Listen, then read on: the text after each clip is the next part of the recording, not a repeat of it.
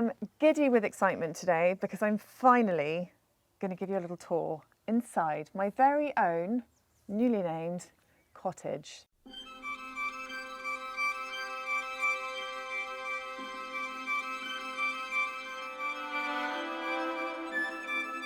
This has now been, well, we were supposed to have completed in December.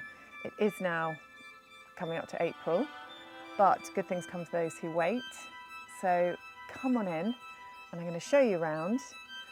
So walk this way.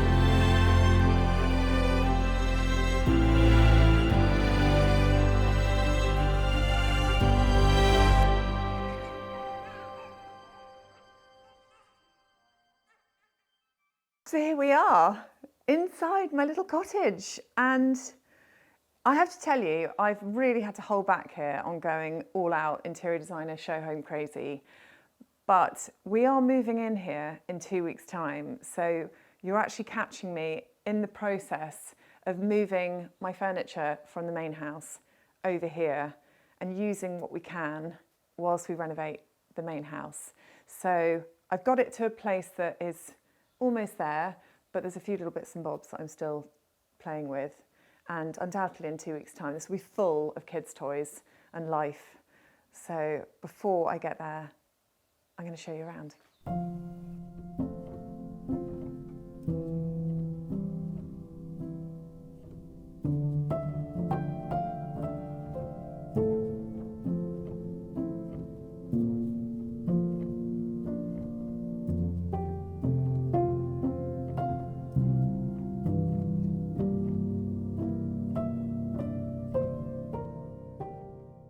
So we are currently standing in the living room kitchen. Now this space is 7 metres by 5 metres, which is actually a really decent space to get all of the seating in and a really quite generous sized kitchen. I really wanted this space to feel really bright and inviting and open, and therefore kept this living area open to the kitchen. And we have this lovely little stable door that when you come in, it literally divides the two spaces. When designing open plan spaces like this, one of the most important things for me is the architectural details and how they connect. And I always talk about the ceiling as a fifth wall, and this space can't emphasize that importance enough. Because the ceilings aren't particularly high, they're quite a standard ceiling height, they're about 2.3, 2.4. I've introduced this beautiful V-groove panelling, this wide board that I've put on the ceiling, and I've divided it up with these ceiling beams. And it just makes the space feel really cozy and connected. What I love most, I think, about this space is that this was a nothing building. It was just a red brick modern building that really didn't serve a lot of purpose apart from to store my crap and potentially a car. And introducing all of these layers of architectural detail, like the skirting boards and the architraves and these beautiful ceiling details and all the panelling, has suddenly made it feel like somewhere that you can really inhabit and you can really live in, and it almost feels like it's been here forever. So I thought I would try and break down each component of this little cottage renovation, and I like to start on the floor. So I'm going to start right down here below my feet with what I chose for the flooring here in our cottage, which was actually quite a difficult decision. I was toying a lot with going with a cobble, and the reason I landed on this beautiful terracotta that I got from the lovely Capietra is because of the colour. And although terracotta is not necessarily the most practical flooring to have in an indoor space, because it can be quite porous, and it is not the easiest to clean, so it's got to be sealed. The colour of it makes it feel warm and really inviting, and it's really textural. And I wanted this space to feel like it was old. And I love when things get a bit worn in and a bit dirty looking, and therefore I thought this would be the perfect floor for in here. And I knew that I wanted this to feel really soft and calm, and I knew that the kitchen was going to be this lovely soft mushroom colour, and therefore if I'd gone with something like a cobble, which can be quite grey in colour, it might end up feeling quite cold in here. So I thought terracotta, still very hard wearing compared to timber, I thought was the perfect option, and I'm so pleased. And the design I went for with these was to do a basket weave. Once you see something, I can't get it out of my head, and I just adore this pattern, and I think it's so timeless. I'm not going to take you up the stairs just yet because I've still got a few things to talk you through in here, but the stairs, as you remember, were actually existing in position. So I essentially polished a turd with these stairs and actually I say polished a turd, we've done a lot more than that, let's be honest. The stair position stayed where it was, but we've essentially overclad with this really beautiful timber flooring, which is our new range by Chauncey's, called Burnt Toast, for the very good reason that it looks like burnt toast. It's got this really beautiful, dark, rich, slightly blackened look to the timber, and I think it just works perfectly in here. And I had the handrail stained to match. This staircase, actually, I bought the components online, but then our contractors worked with us to create this sort of a bit of a turn on the actual handrail, which makes it look slightly more traditional and considered.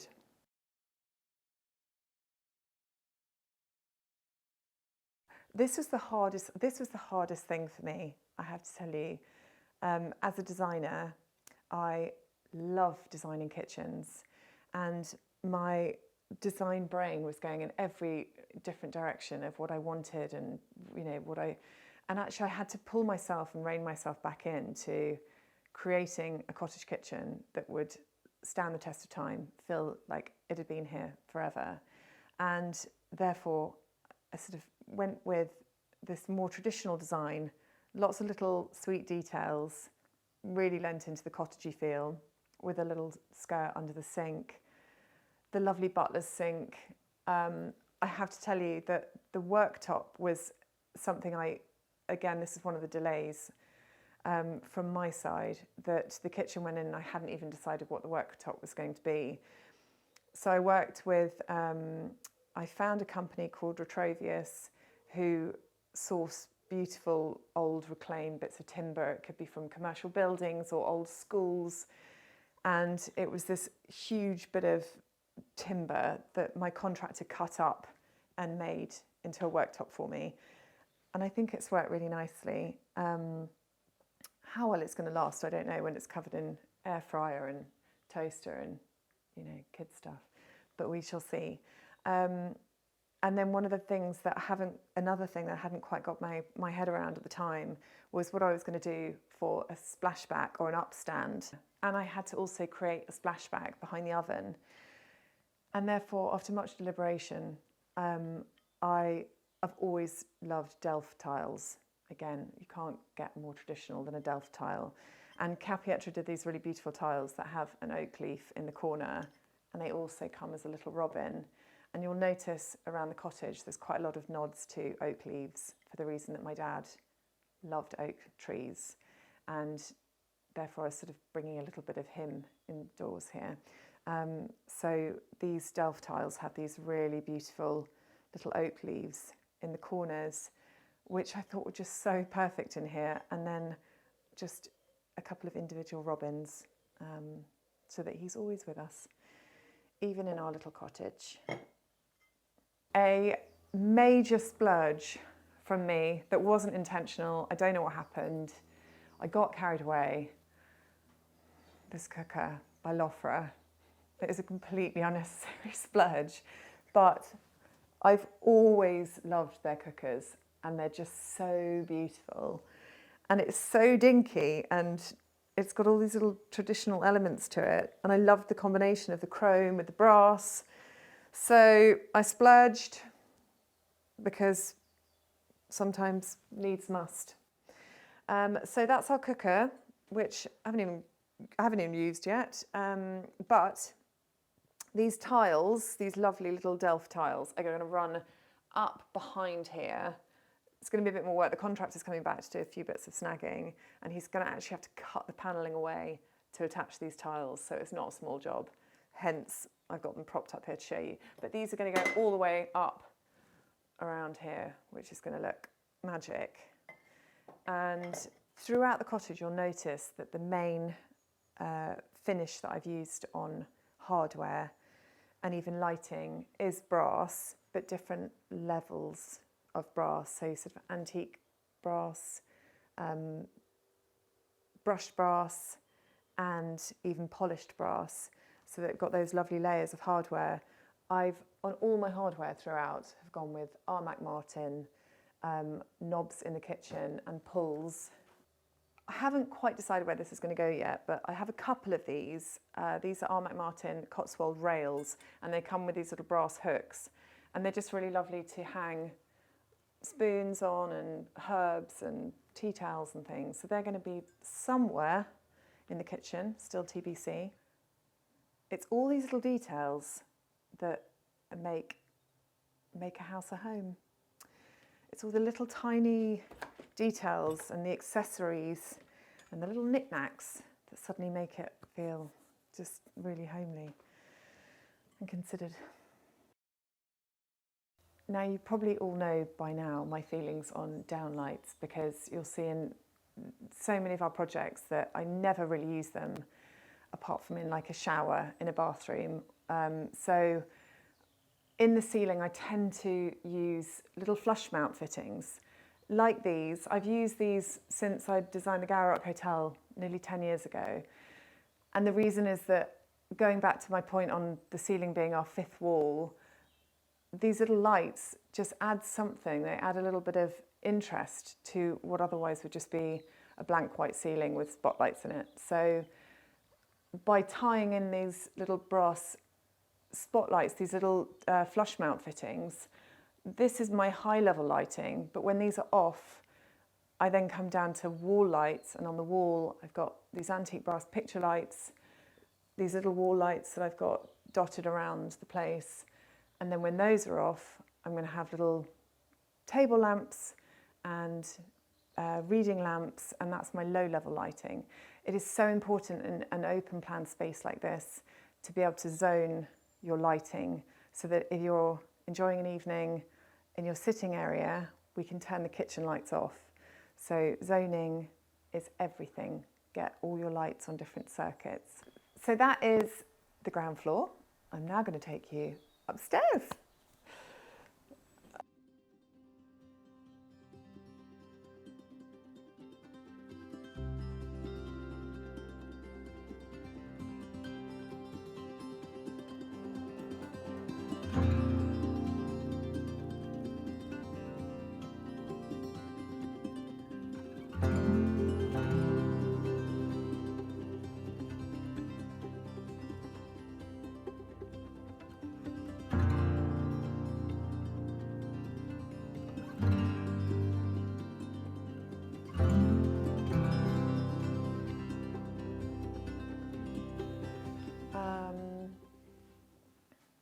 Okay, here we are.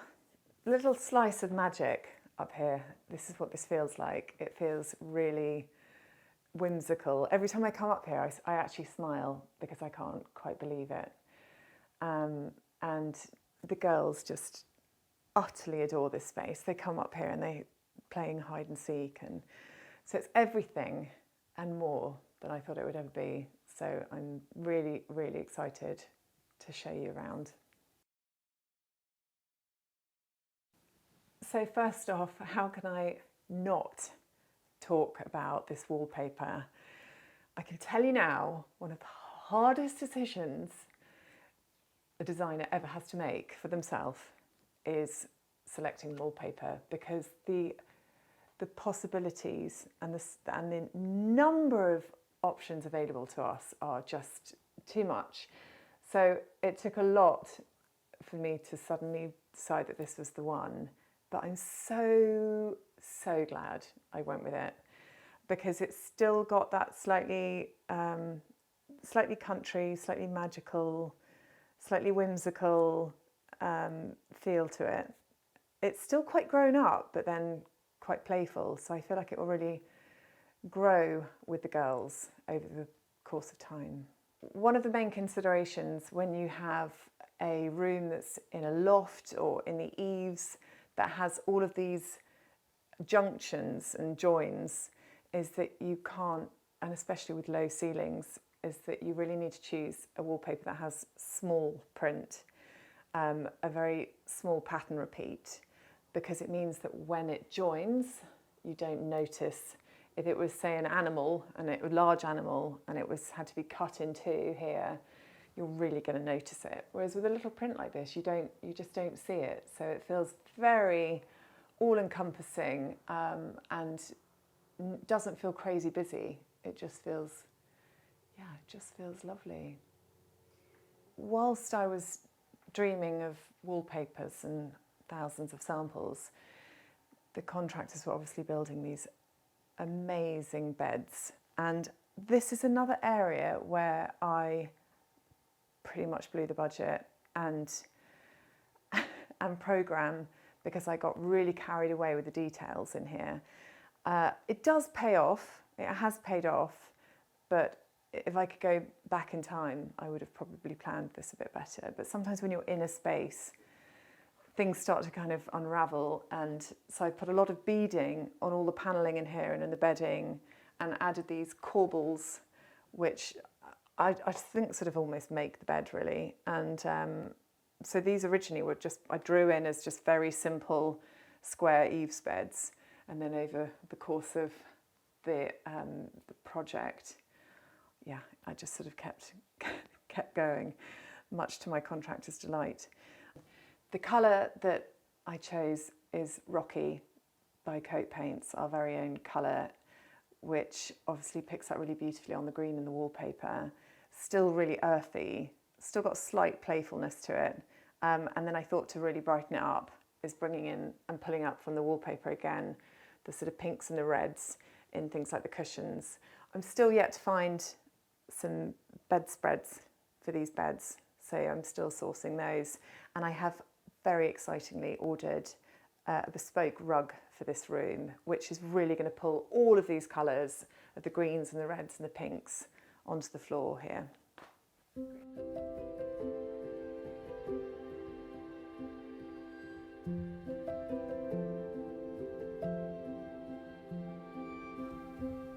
So the girls were actually fighting over whose side of the bed, whose bed was going to be whose.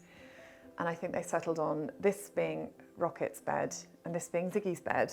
And so under this bed, under Rocket's bed, is just some pull-out drawers, which are rather brilliant. There we go, for a little bit of extra storage.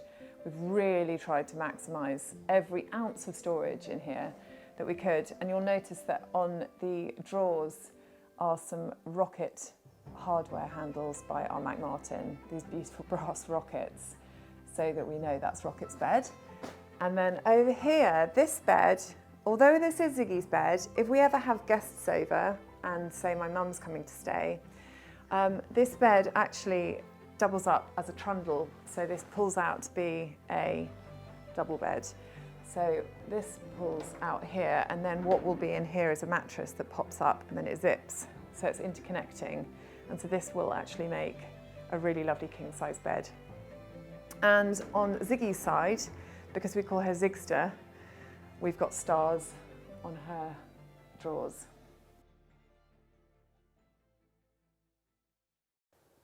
We've actually managed to get quite a lot of storage in here, which is amazing.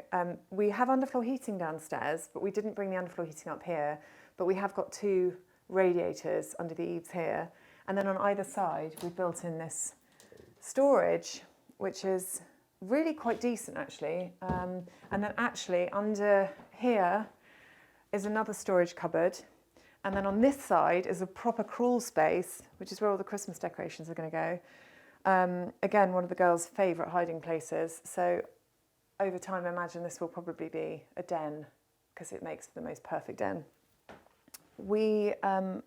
I've finally selected a really pretty fabric for this window seat because it's lovely, the heat coming out this radiator is lovely. But this is such a nice place to sit and look at the view of the fields and the paddock, which is just lovely. So I feel like this room is going to get used so much by the kids over the course of years, and they'll have sleepovers in here. And when we move in a couple of weeks' time, as beautiful and lovely and romantic and sweet as this room is at the moment, mine and Brad's bed is going to be right here against this panelled wall here, and we are going to be sharing a room with our kids for 5 months whilst the house renovations go on. So let's see how much we look forward to moving out of here in 6 months. This really lovely little ochre desk and antique chair I've put right here in the window again, just the loveliest spot, nicest view. Toasty feet against the radiator, and I just thought it'd be a really lovely place to come and work and do some bird spotting, gaze out the window. Finally, the shower room, which I still can't believe we fit this in here, quite honestly, because this was obviously one big open space and it had no dormer windows. So this is all sort of new, but it still feels quite spacious. I've actually got some lovely curtains being made. So these are temporary because I decided not to put a door on just to save some space, but need a bit of privacy. So that's what the curtains are doing. Little squashed arch into the bathroom here. And again, actually quite surprising at how much space there is in here. Got these lovely country limestone tiles on the floor here with underfloor heating, which is lovely. And Malibu vanity unit, which is our Parker Howley House 9 vanity unit with these really lovely Armac shell handles. I selected this really soft sort of buttery white marble top with a lovely bullnose edge and brass tapware. And then I designed this splashback, which I thought would be quite fun because there's not enough space in here for a mirror. I wanted to give it a bit of interest and character, and therefore this really lovely timber splashback I had made. I just thought made the bathroom feel quite complete. The biggest gamble of all in here was, of course, these shower tiles. And this added, I think, about 8 days onto my contractor's programme because they were so challenging to tile and pick the colours and make this gingham effect that I wanted. Beautiful tiles by Otto Tiles. And I'm actually over the moon at how it's turned out. So after all that painstaking love and time, I'm really glad we did it. I can safely say. It's amazing how much headspace there is. We did a ceiling mounted shower rose, and it's so spacious in here. There's even I put a seat in so that you can actually come and literally sit in here and have a steam shower. And the thing I'm most in love with, of course, is this porthole window, which again was pretty painstaking because of the internal architrave inside a wet room. This had to be obviously not made from timber. It's a very clever material that was moulded essentially to create the look of an architrave, but it would still be watertight and not go mouldy over the course of time. So it was a long process of design decisions and back and forth on this. But we got there in the end, and it looks everything and more that I wanted. So we have the porthole window. With most of the materials that I've chosen on blinds and fabrics, and even what's coming for the shower curtains, I've gone with a small, slightly ditzy, ever so slightly chintzy look. I believe because I think that's what stands the test of time the most. And when going with quite, not a bold print, but something a bit stronger on the wallpaper to complement, I found this really lovely, simple, sort of slightly ditzy print for the blinds. And the shape of these blinds is a relaxed Roman as opposed to going with a rigid Roman, which just gives it, again, that little bit more character and interest.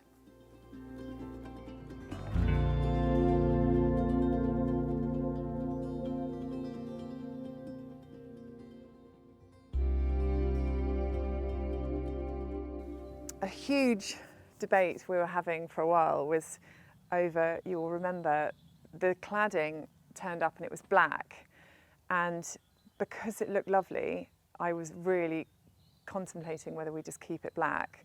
And I'd always in my head had another dream of having a little white cottage, and so we went for it, and I cannot tell you how happy I am that we did, because it feels quite New Englandy and quite Hamptonsy, but it's, even on a dark day, I drive in and I smile, because on a dull rainy day it feels like someone's switched a light on, and it just feels so inviting and lovely. So I am thrilled that we went with the white.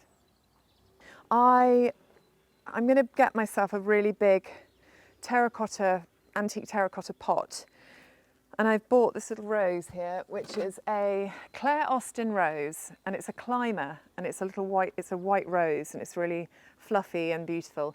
And I'm going to have it just on a front post there, and it's going to climb all the way up the front of the cottage. So yes, Nancy Myers, eat your heart out. So that is the cottage for you, and wish me luck. I've got 2 weeks to pack up the house and move in. And when you next see us in here, we will be camping as a family of 4 with 3 cats. So wish me luck. I forgot to say, please like and subscribe and share with all your friends and family and cottage lovers.